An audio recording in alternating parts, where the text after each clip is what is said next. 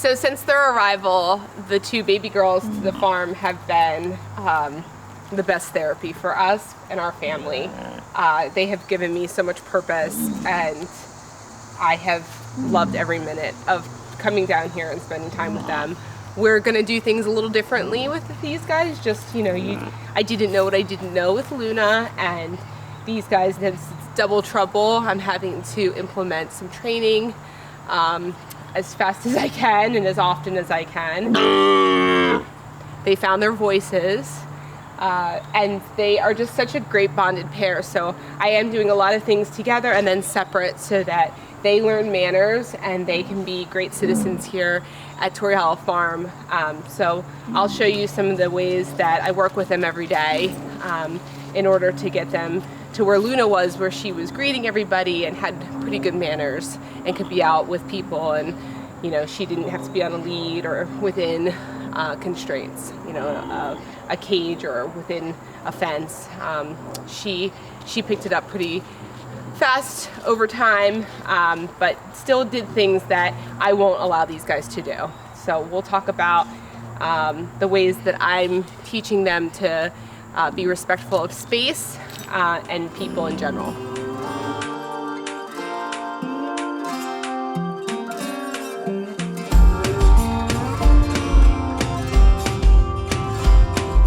This is actually an alpaca halter, but I like them because they're super adjustable around their heads, right on their noses. I know, so we're gonna complain about it. So Sutara is the love bug, and she'll complain a little bit, but I actually wanna do this with her every day. I wanna train her and make her realize that I'm in charge. So I actually make her back up to me and respond to my touch.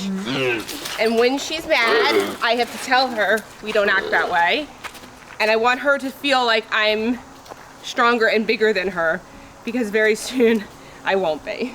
Luna was much stronger and bigger than I was, and I had to be as big as possible in order to have her respond to me and listen at times.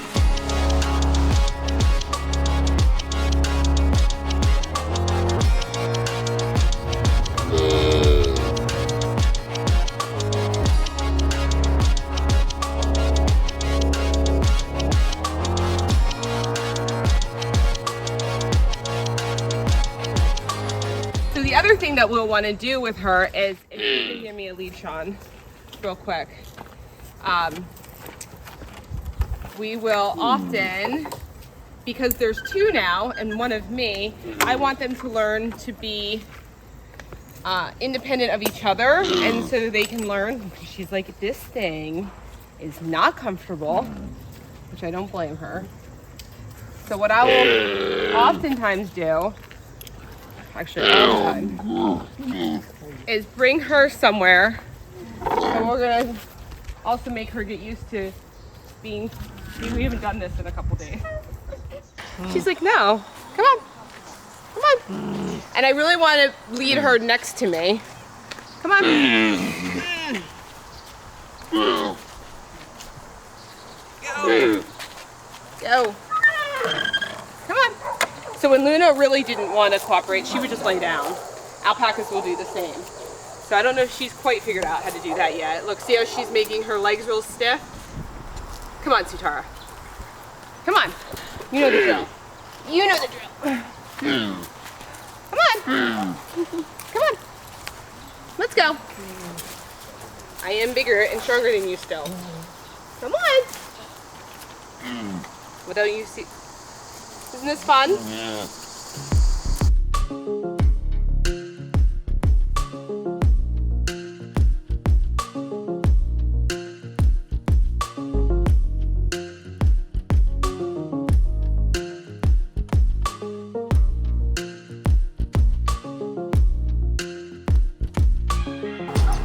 We're going to let her work through her battles there, and then we're going to get Reva.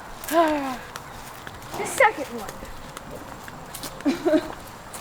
I'll grab her ear. Come on, Reeve.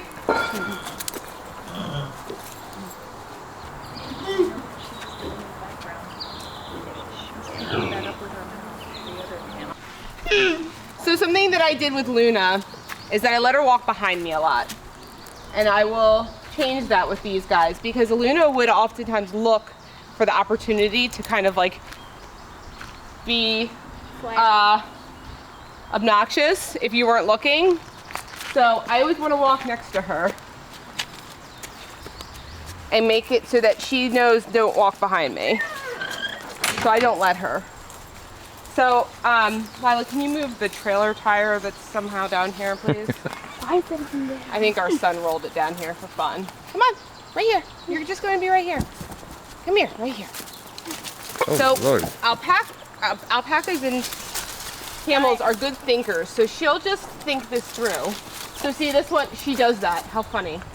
That's Sutara's move. She's like, forget it. I'm gonna sit here. Lila, get it out of here.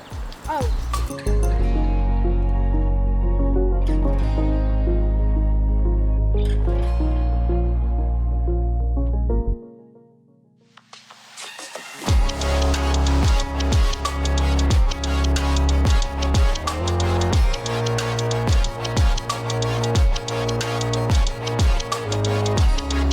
So main purpose of doing this is safety.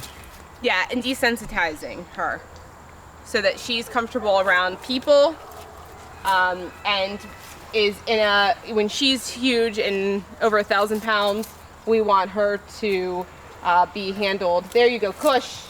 Oh, no, I refuse because you want me to.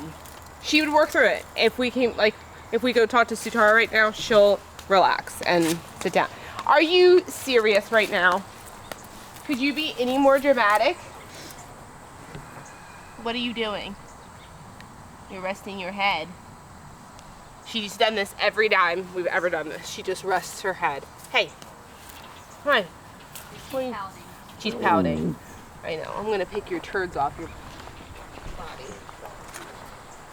You're pouting. No. Come on. She's so furry. Come here. This is my long-haired camel. See? There she goes. Good Kush, Reva. Come here. Really? Really? You mad at me? She's mad. So, then we go, we pick up feet. Come on. You gonna tinkle now? Come on. It's okay. It's okay. So I'm touching her.